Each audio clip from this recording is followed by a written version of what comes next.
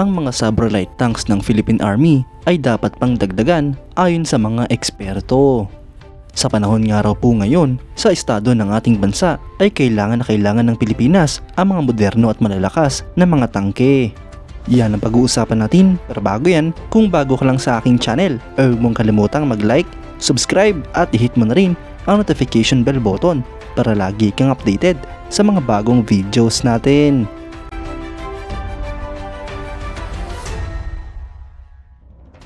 Marami nga po nagsasabi mga idol na kulang pa ang mga piniling Sabra light tanks ng Pilipinas mula sa Israel. Dapat nga raw po ay nasa 100 units ang balaking bilhin ng Pilipinas upang sumapat sa ating mga pangangailangan. Sa estado nga raw po ng ating bansa ay kailangan ng Philippine Army na mga moderno at malalakas na kagamitan tulad ng mga brand new na tangke. Ang Sabra light tank ay isang light tank o tank destroyer na dinisenyo ng Elbit Systems.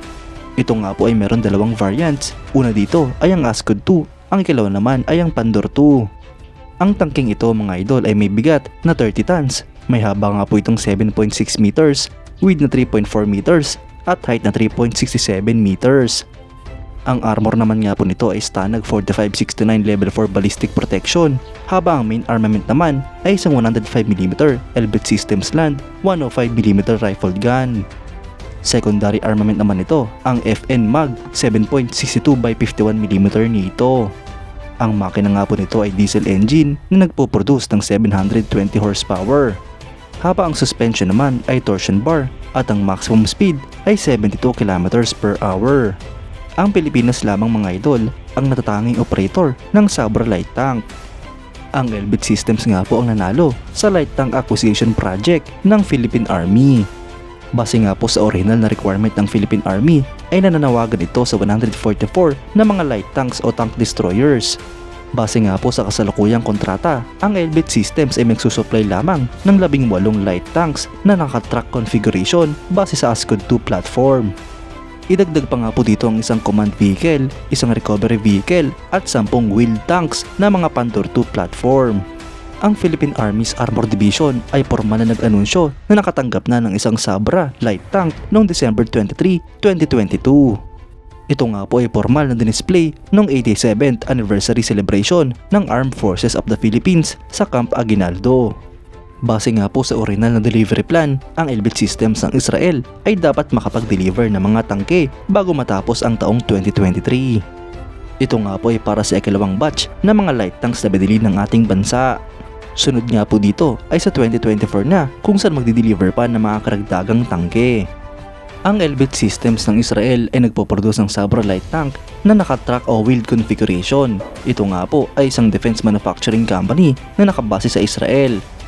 Ang tangking ito mga idol ay dinisenyo upang kumomplement sa fleet ng mga armored fighting vehicles na ino-operate ng iba't ibang armed forces sa buong mundo. Ang truck light tank configuration ay nakabase sa Ascod platform na minamanufacture naman ng Spanish armor vehicles manufacturer na General Dynamics European Land Systems. Ang Elbit Systems ay nakatanggap ng 3-year contract na nagkakalaga ng $172 million upang mag-supply ng mga Sabra light tanks sa Philippine Army.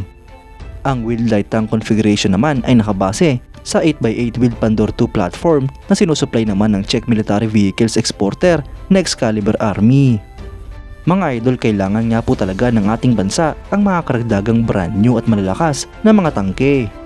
Bukod nga po sa mga light tanks na binili ng Philippine Army, ay kailangan din ng Pilipinas ang mga main battle tanks na siyang magsisilbing pundasyon ng Philippine Army sa kanilang mga misyon.